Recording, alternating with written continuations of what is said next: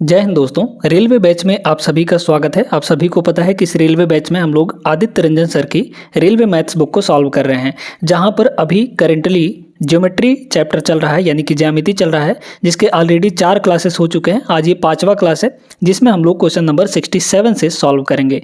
पिछले क्लास में आपका 66 तक हो चुका था, वो वीडियो जरूर देख लीजिएगा। बहुत बेहतरीन कॉन्सेप्ट के साथ आपको सारे क्लास करवाए गए हैं। आज का ये क्लास बेहतरीन होने वाला है, जिसमें हम बहुत सारे कॉन्सेप्ट के बारे में बात करेंगे और साथ में ट्रिक्स भी बताएंगे कि कैसे सवालों को सॉल्व करना है कम समय के अंदर। तो चलिए इस बेहतरीन क्लास को शुरू करते हैं और देखते हैं यहाँ पे पहला सवाल। पूरे वीडियो में शुरू से अंत तक बने रहिएगा। पहला सवाल क्या दिया है, बहुत प्यारा सा सवाल है, सिंपल सा है। त्रिभुज ABC के आधार BC को D पर इस प्रकार विभाजित किया जाता है कि BD DC का आधा है। त्रिभुज ABC का क्षेत्रफल त्रिभुज ADC के क्षेत्रफल का कितना गुना है। बहुत बढ़िया सवाल है, ये 2021 के पेपर में पूछा हुआ NTPC का सवाल है। देखिए, तो सबसे पहले हम लोग यहाँ पे एक त्रिभुज बना लेते हैं। तो त्रिभुज ये रहा हमारा ABC, है ना। ये कुछ इस टाइप से ऐसे बना लीजिए, कोई दिक्कत नहीं है। यहाँ पे हमने ये बना लिया त्रिभुज, ठीक है। नेम दे दीजिए यहाँ पे A और B और C। इसने क्या बोला कि BC को D पर इस प्रकार विभाजित किया जाता है कि BD जो है DC का आधा होगा, है ना। तो यहाँ पर पॉइंट D ले लीजिए और D ऐसा लीजिए कि BD जो है वो DC का आधा हो, यानी कि ये अगर 2 यूनिट हो DC तो ये एक ही यूनिट हो। मतलब अगर D से C तक 2 यूनिट हो तो BD जो है एक ही यूनिट हो, यानी कि आधा हो, ठीक है। बस यहाँ से चाहिए आपको क्या, इसको मिला दीजिए, है ना। इसको D को अगर हम लोग यहाँ पे मिला दें तो 2 त्रिभुज बन जाएंगे। एक हो जाएगा ABD, है ना, और एक हो जाएगा ADC, ये बड़ा वाला त्रिभुज। इन दोनों का रेशियो हमको चाहिए, क्षेत्रफल का रेशियो चाहिए, है ना।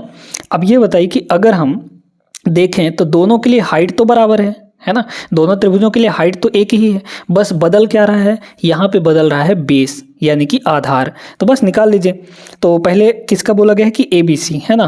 तो ABC इसका त्रिभुज का क्षेत्रफल, तो ABC का क्षेत्रफल कितना हो जाएगा, एरिया ऑफ ABC, और रेशियो निकाल लीजिए, आपको कितना गुना है ये पता चल जाएगा, ठीक है। रेशियो निकाल लेंगे हम लोग, तो रेशियो में कितना आ जाएगा यहाँ पे, और एरिया ऑफ कौन सा त्रिभुज, ADC बोला गया ना, तो ADC, है ना। तो AD और C, बस यहाँ से कितना आ गया देखिएगा। इसका एरिया कितना होता है, त्रिभुज का क्षेत्रफल क्या होता है, 1/2 इंटू बेस। अब इसका बेस कितना होगा, यहाँ से लेकर यहाँ तक होगा, यानी 1 यूनिट ये है और 2 यूनिट ये है, तो टोटल कितना हो गया, 1 और 2 3 यूनिट हो गया। तो ये हो गया बेस इनटू हाइट, मान लीजिए कि कुछ है। अब दोनों के लिए हाइट नहीं बदलेगा, है ना, तो रेशियो में वो चीज़ कैंसिल आउट हो जाएगा, उसका चिंता करने की कोई ज़रूरत ही नहीं है।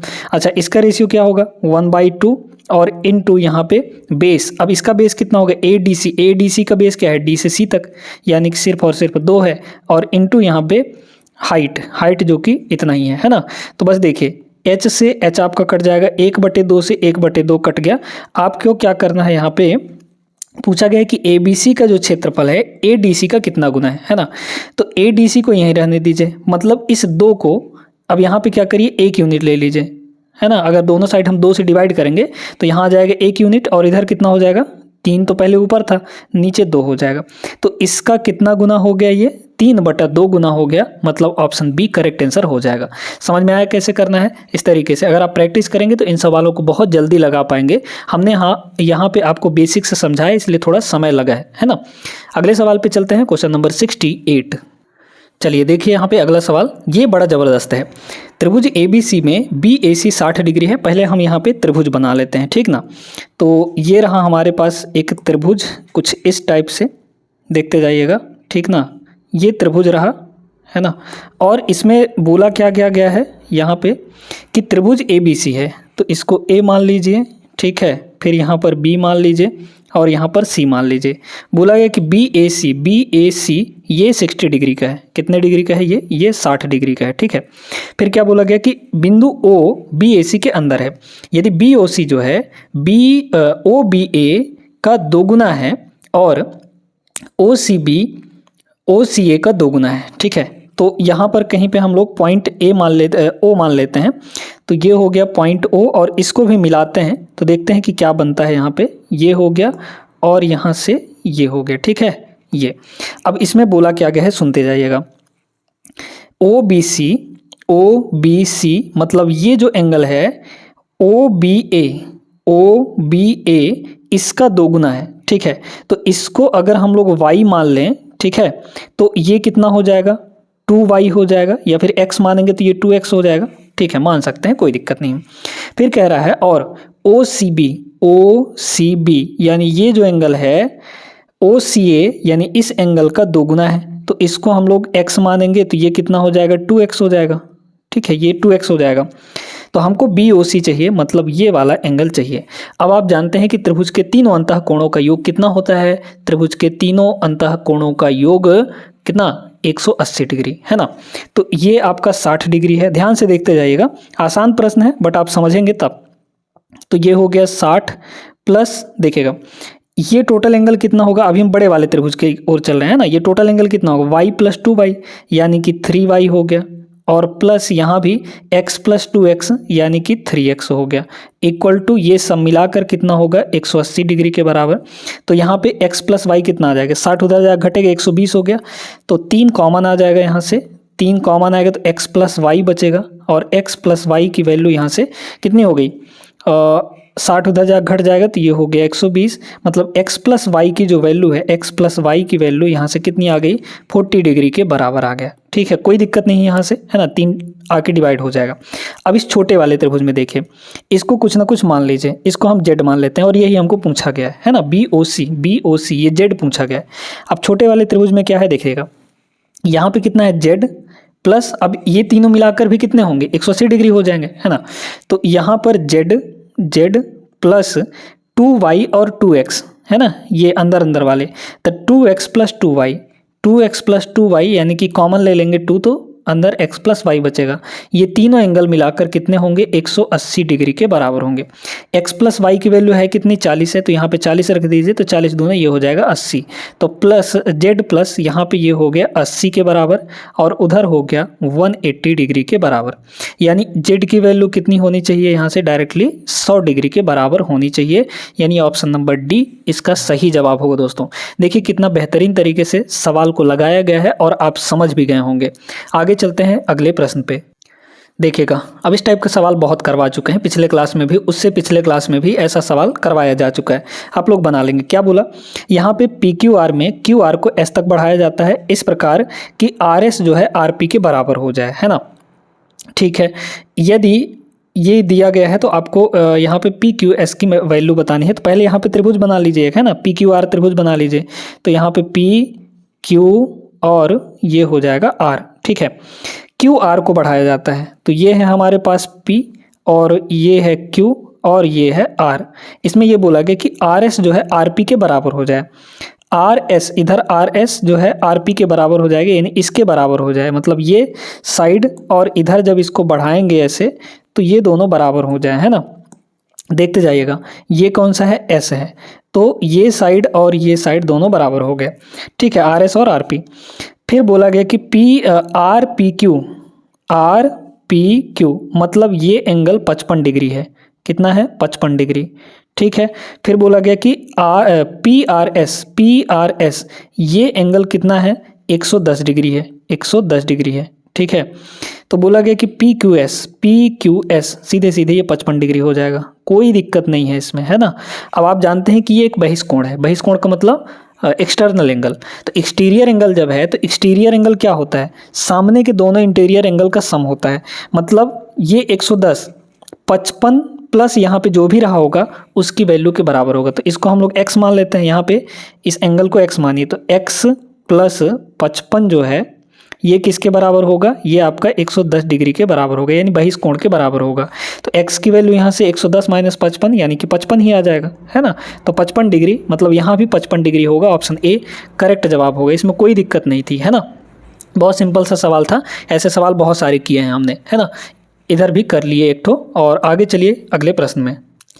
देखिएगा यहाँ पे अगला सवाल, अब इस कॉन्सेप्ट पे भी सवाल हमने करवाए हैं, जिनको जो डेली वीडियोस देखते हैं उनको पता होगा कि इस टाइप के सवालों को कैसे लगाना है। यहाँ पे क्या बोला कि XYZ जो है एक त्रिभुज है, XY की वैल्यू 12 है, YZ की वैल्यू 18 है, ठीक है। तो बनाते हैं हम लोग यहाँ पे, है ना, त्रिभुज बनाने के अलावा तो कोई यहाँ पे चारा है नहीं, एक त्रिभुज हमने यहाँ पे बना लिया, ठीक है, ध्यान से देखते जाइएगा।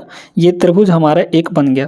कौन सा त्रिभुज है? X Y Z. नाम इनका दे दीजिए, बिना नाम दिए काम चलेगा नहीं। तो एक्स वाई जेड ये हो गया। एक्स वाई की वैल्यू 12 है, तो ये अपना 12 है, ठीक है। और वाई जेड जो है, वाई जेड यहाँ से यहाँ तक 18 है। अभी मत लिखिए, कोई दिक्कत नहीं है।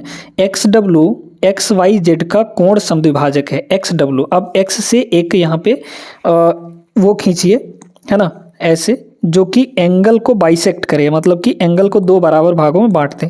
तो ये एंगल और ये एंगल दोनों बराबर होंगे। ये एक्स डब्लू है, यहाँ पे डब्लू, ठीक है। अच्छा, ठीक है। फिर बोला गया कि जो वाई डब्लू और डब्लू जेड, वाई डब्लू और डब्लू जेड का जो रेशियो है 4 और 5 का है। मतलब यहाँ पे चलिए अभी देख, त्रिभुज की तीसरी भुजा की लंबाई हमको निकालनी है। वाई से जेड तक, वाई से जेड तक, यहाँ से यहाँ तक टोटल कितना दिया गया है आपको? 18 सेंटीमीटर के बराबर दिया है। ये वैल्यू हमको फाइंड करनी है, यानी एक्स जेड की वैल्यू, ठीक है। कोई दिक्कत नहीं है, इसमें आराम से ये बन जाएगा। अब इसको हम लोग लगाते हैं। इसमें दोस्तों एक प्रमेय लगेगा, एक थ्योरम लगेगा, कोण समद्विभाजक प्रमेय, है ना। कैसे लगता है भाई? देखिए, ये जो लाइन बीच से खींची गई है, ये इस एंगल को विभाजित कर रहा है दो बराबर भागों में, यानी समद्विभाजक है। तो जब भी समद्विभाजक होता है तो यहाँ पे कुछ चीज़ें बनती है, रेशियो बनती है। कैसे? देखिए, इस कोण के साथ में ये जो साइड है, यानी एक्स वाई और डिवाइड बाई इधर कौन सा है? तो इधर एक्स जेड है, ठीक है। तो इधर हो जाएगा एक्स जेड। ये बराबर होगा इस कोण के सामने कौन सा साइड है? वाई डब्लू है ना, वाई डब्लू है। और डिवाइड बाई इस कोण के सामने कौन सा साइड है? डब्लू जेड है। तो ये हो जाएगा डब्लू जेड के बराबर, है ना। बस इसमें रखिए, आपका आंसर आ जाएगा, कोई दिक्कत नहीं है ना। बहुत आसान तरीके से। एक्स वाई कितना है? 12 है, तो ये हो गया 12 डिवाइड बाई एक्स जेड कितना है? नहीं पता, है ना। तो एक्स जेड को एक्स जेड ही रहने दीजिए, वही हमको चाहिए भी। इक्वल टू वाई डब्लू और डब्लू जेड। वाई डब्लू और डब्लू जेड का रेशियो कितना है? यहाँ पे 4/5 है। तो ये टोटल आपका कितना आ गया? 4/5 के बराबर आ गया। सीधे सीधे, कोई दिक्कत नहीं। इसमें देखें, ये हो जाएगा 4 तियाँ 12, मतलब 5 तियाँ 15। तो एक्स जेड की वैल्यू कितनी आ गई? 15 के बराबर आ गई, है ना। तो एक्स जेड हमारा 15 होगा। 15 यानी option number B is the right answer. Clear है सभी को, है ना। उम्मीद करते हैं समझ आ गया होगा। चलते हैं यहाँ पे अगले प्रश्न पे। क्वेश्चन नंबर 71 देखिएगा। पी क्यू आर में क्यू आर को एस तक बढ़ाया जाता है और ये दिया गया है आपको। सेम टाइप का सवाल अभी हम करवाए हैं क्वेश्चन नंबर 69 में, तो इसको कर लीजिएगा, ठीक है। और इसका आंसर भी आपको कमेंट बॉक्स में देना है। हम लोग अगले प्रश्न पे चलते हैं। इस सवाल को देखिए, ये बड़ा बढ़िया सवाल है, बेहतरीन, है ना। ए बी सी है त्रिभुज, और डी ई और बी सी इस प्रकार हैं कि ए माइनस डी माइनस बी और ए माइनस ई माइनस सी हैं, है ना।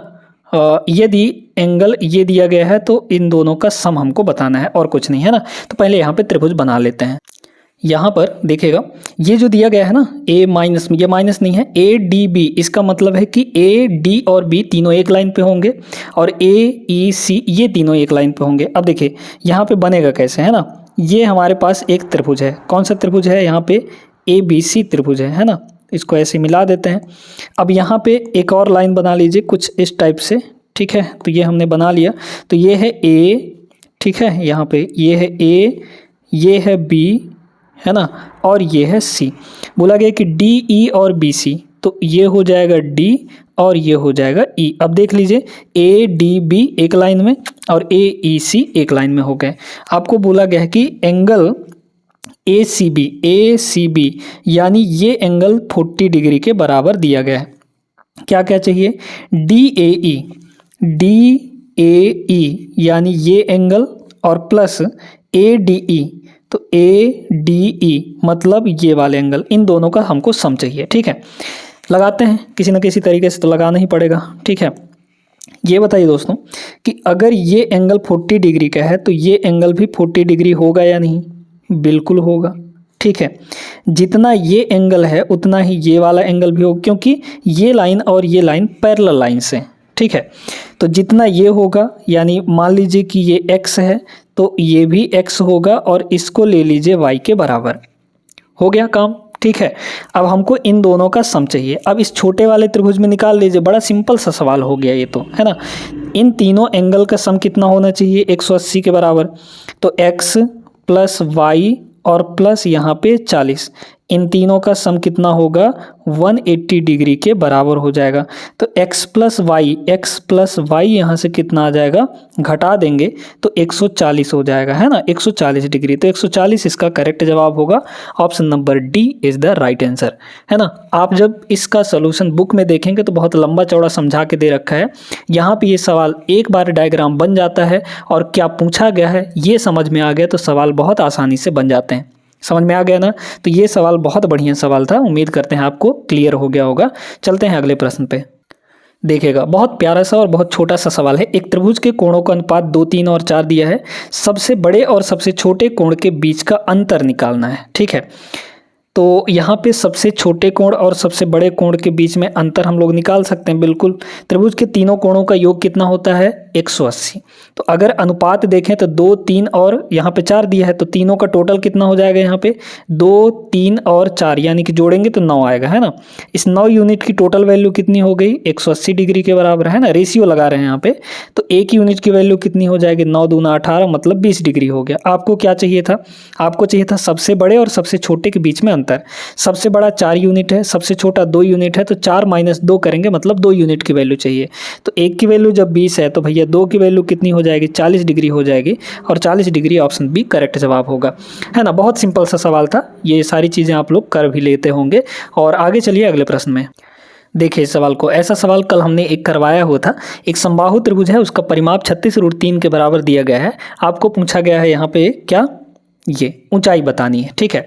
तो ध्यान रखिएगा कि जो ऊंचाई होता है ना, ऊंचाई जो होता है वो कितना होता है समबाहु त्रिभुज में। समबाहु त्रिभुज की जो ऊंचाई होती है, हाइट, ये होता है √3 डिवाइड बाई 2 इंटू ए का मतलब है त्रिभुज की साइड, क्योंकि समबाहु है ना, समबाहु है, इक्विलेटरल है, तो समबाहु में तीनों भुजाएं बराबर हो जाती हैं, ठीक ना।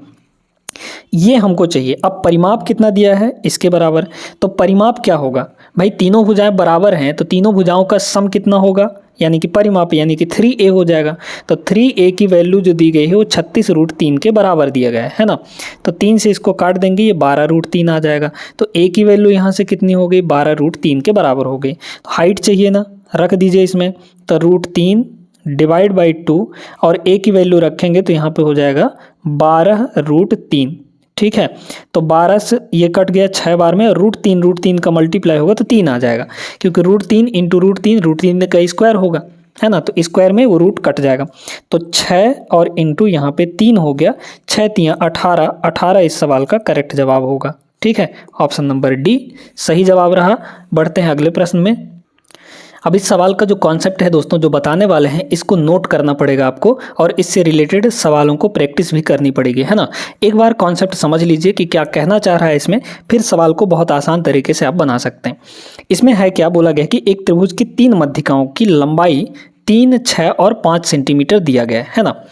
तो यहाँ पे तीनों मध्यिकाओं का मतलब होता है कि एक त्रिभुज है, त्रिभुज के तीनों भुजाओं की जो मध्य बिंदुएं होती हैं, उन तीनों मध्य बिंदुओं को आपस में मिलाने पर एक और त्रिभुज बन जाएगा, ठीक है। तो यहाँ पे एक और त्रिभुज बन जाएगा, तो उसकी जो भुजाएं दी गई हैं, यानी मध्यिकाओं को मिलाने पर जो त्रिभुज बना है उसकी भुजाएं कौन कौन सी दी गई हैं, 3 सेंटीमीटर, 6 सेंटीमीटर और 5 सेंटीमीटर, है ना। तो एक काम करते हैं, यहाँ पे जो मध्यिकाएं मिलकर त्रिभुज बना रही हैं उसका क्षेत्रफल निकाल लेते हैं। तो उसके जो साइड हैं वो कितने कितने हैं, पहला साइड यहाँ पर 3 सेंटीमीटर और दूसरा साइड यहाँ पे 6 सेंटीमीटर और तीसरा साइड यहाँ पे 5 सेंटीमीटर दिया गया है, ठीक है। अब तीनों अलग अलग हैं तो इसमें हम लोग कौन सा फार्मूला लगाएंगे, हीरोन फार्मूला। हीरोन फार्मूला से अगर किसी त्रिभुज में तीनों भुजाएं अलग अलग दी गई हैं तो उसका क्षेत्रफल निकालना आसान होता है हीरोन फार्मूला की सहायता से, है ना। तो देखिए पहले तो S निकाल लीजिए। S का मतलब होता है सेमी पेरीमीटर। तो 3, 6, 9, 9 और 5 14, 14 का आधा कर देंगे, ठीक है। तो 14 ये पेरीमीटर हुआ, डिवाइड बाई 2 कर देंगे यानी कि 7। तो S की वैल्यू 7 आ गई। अच्छा, अब यहाँ पे एरिया कितना आ जाएगा बताइए। तो एरिया का फॉर्मूला क्या होता है, √S इंटू S माइनस ए। S कितना है, 7 है, इंटू S माइनस ए यानी 7 - 3 यानी कि 4 आ गया, इंटू S माइनस बी तो 7 - 6 यानी कि 1 आ गया, इंटू 7 - 5 यानी S माइनस सी। तो 7 - 5 करेंगे तो कितना हो जाएगा, 2 हो जाएगा। इसको देख लीजिए कितना होगा यहाँ पे 7 दूना 14 है ना, 7 दूना 14, 14 चौके 56, तो रूट का यहाँ पे 56 आ गया। ये किसका आया है, तो ये आया है दोस्तों यहाँ पे किसका क्षेत्रफल, जो मध्यिकाएं मिलकर क्षेत्रफल बना रही है उसका क्षेत्रफल आया है। ठीक है, अब हमको चाहिए उस त्रिभुज का क्षेत्रफल जिसके अंदर वो मध्यिकाओं से बना हुआ त्रिभुज बना हुआ है ना, उस पूरे त्रिभुज का क्षेत्रफल चाहिए। तो ध्यान रखिएगा कि जो एरिया ऑफ ट्रायंगल होता है, एरिया ऑफ ट्रायंगल, ठीक है, एरिया ऑफ ट्रायंगल जो होता है ये होता है 4/3 और into area made by medians. ठीक है, तो मतलब कि triangle made by, area of triangle made by medians. ठीक है, तो area of triangle made by medians. ठीक है, यानी कि मध्यिकाओं द्वारा बना त्रिभुज का क्षेत्रफल बाय मीडियंस। ठीक है, ये हो गया। चलिए अब यहाँ पे हमको इसका क्षेत्रफल चाहिए, तो बस निकाल लीजिए कितना हो जाएगा 4/3। यही कॉन्सेप्ट हम आपको बताने वाले थे, इसको नोट कर लीजिएगा, ठीक ना। 4/3 into area made by medians कितना है निकाले हम लोग, यहाँ पे 56 है, मतलब √56 है, तो ये हो जाएगा रूट का 56। और डायरेक्टली यही आंसर आपको ऑप्शन नंबर सी में दिख रहा है, 4/3 इंटू √56 सेंटीमीटर स्क्वायर, ये आपका करेक्ट जवाब हो जाएगा। तो बहुत बढ़िया कॉन्सेप्ट है, इसको नोट कर लीजिएगा और आगे चलते हैं अगले प्रश्न में। चलिए देखिएगा, अब यहाँ पे एक और कॉन्सेप्ट हम आपको सिखाने वाले हैं जो कि बहुत बेहतरीन कॉन्सेप्ट है ना। इसमें जो बोला गया है, त्रिभुज की दो भुजाओं की लंबाई क्रमशः 7 और 8 दिया गया है, इन दोनों भुजाओं के बीच का जो कोण है वो 60 डिग्री है, और त्रिभुज की तीसरी भुजा की लंबाई कितनी होगी ये निकालना है ना। तो पहले एक त्रिभुज निकालिए, पहले कॉन्सेप्ट समझिए, बाकी तो ये 1 सेकंड के अंदर बन जाएगा सवाल, इसमें कोई दिक्कत नहीं है। ठीक है, यहाँ पे कुछ ऐसे हमने यहाँ पे एक त्रिभुज बना लिया, ठीक है ना। अरे भाई बन जो ना, यहाँ पे कितना दिया गया है, इसको और आसान अच्छे से बनाते हैं। ठीक है, तो ये है ना, ये बन गया। तो यहाँ पे त्रिभुज, यहाँ पे ए बी और सी, ए बी और सी, ए के सामने वाले साइड को हम लोग स्मॉल ए ले लेंगे, बी के सामने वाले साइड को स्मॉल बी ले लेंगे, और सी के सामने वाले साइड को स्मॉल सी ले लेंगे। अब हमको निकालना है यहाँ पे एंगल ये वाला कितना होगा। ठीक है, तो इसका फॉर्मूला सुनिए, इसको हम लोग कहते हैं कोसाइन फार्मूला, है ना, मतलब कॉस लगेगा, इसमें ट्रिग्नोमेट्री आ गया है। तो कॉस ए की जो वैल्यू होगी, कॉस ए की जो वैल्यू होगी वो होगी, इस एंगल के दोनों साइड कौन भुजाएं हैं पहले उसको देखिए। तो दोनों साइड कौन कौन है, बी और सी हैं, तो यहाँ पे बी स्क्वायर प्लस सी स्क्वायर कर देंगे और माइनस कर देंगे इसके सामने वाले को, इसका स्क्वायर यानी ए का स्क्वायर, और डिवाइड में आपका हो जाएगा 2 और ये जो शुरू में दिए गए हैं जो प्लस वाले हैं इनका मल्टीप्लाई, मतलब BC है ना, इन दोनों का, इसके अगल बगल किनारे वालों का मल्टीप्लाई, यानी 2BC के बराबर हो जाएगा।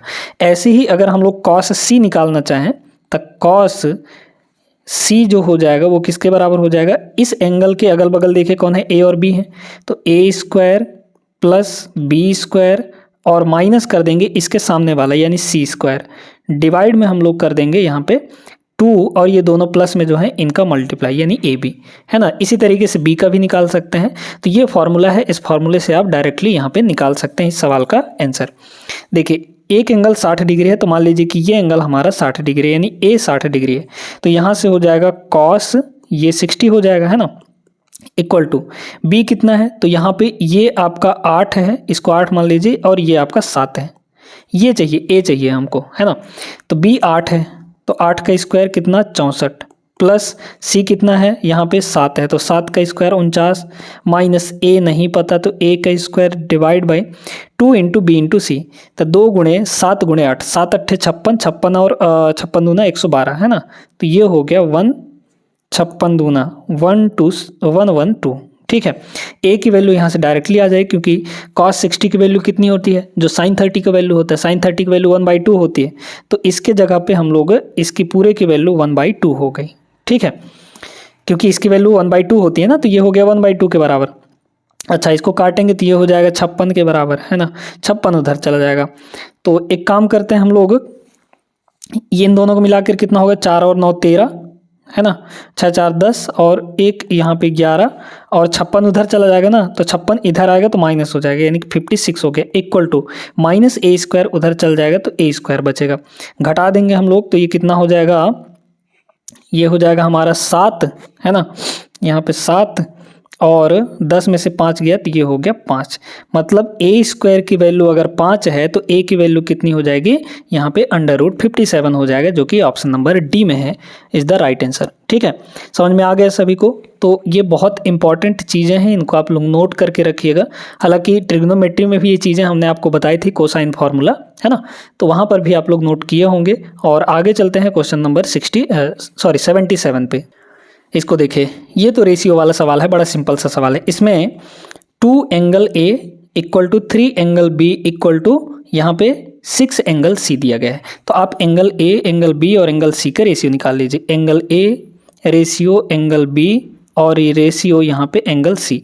डायरेक्टली कैसे निकालना है आपको बहुत ध्यान से बता देते हैं। ठीक है, क्या करना होता है यहाँ पे कि जो एंगल ए के साथ मल्टीप्लाई हुआ है इसका रेसिप्रोकल करिए। रेसिप्रोकल का मतलब 1/2 ले लीजिए। ठीक है, ये 2 है तो इसका रेसिप्रोकल 1/2 हो जाएगा। ठीक है, फिर ऐसे ही बी के साथ 3 मल्टीप्लाई हुआ है तो 3 का उल्टा क्या हो जाएगा, 1/3 हो जाएगा, है ना। फिर यहाँ पे 6 है तो 1/6 हो जाएगा। मतलब तीनों का रेसिप्रोकल कर देना है। कब, जब कोई भी 3 क्वांटिटी बराबर दी गई हो और उनका रेशियो चाहिए होगा। ठीक है ना, तो बस हो गया यहाँ से। अब इसको हमको सिंप्लीफाई करना है क्योंकि ये अभी आड़ा टेढ़ा दिया गया है, मतलब इसको सिंपल फ्रैक्शन में बदलना है। सिंपल रेशियो में कैसे बदलेंगे, तो हम लोग 2, 3 और 6 तीनों का ले लेंगे एलसीएम। तो कितना आएगा, 6 के बराबर। 6 से हर जगह मल्टीप्लाई कर दीजिए। यहाँ 6 से गुणा करेंगे तो 6/2 यानी कि ये हो गया 3। ठीक है, ध्यान से देखते जाइएगा। यहाँ पे 6 से मल्टीप्लाई करेंगे तो 6/3 यानी कि 2 हो जाएगा। और यहाँ 6 से मल्टीप्लाई करेंगे तो 6/6 यानी कि 1 हो जाएगा। अब तीनों का रेशियो मिल चुका है, हमको एंगल सी चाहिए, है ना। ये बताइए दोस्तों कि ट्रायंगल के तीनों कोणों का योग कितना होता है, 180। यहाँ पे जोड़िए, 3 2 5 5 1 6, तो 6 यूनिट की वैल्यू कितनी होगी, टोटल 180 के बराबर हो जाएगी। तो 1 की वैल्यू कितनी हो जाएगी, 6 3 18, मतलब 30 डिग्री हो जाएगा। और एंगल सी पूछा था ना, तो उसका रेशियो कितना है, 1 यूनिट है, तो 1 की वैल्यू कितनी आई है, 30। ऑप्शन नंबर बी करेक्ट जवाब हो गया।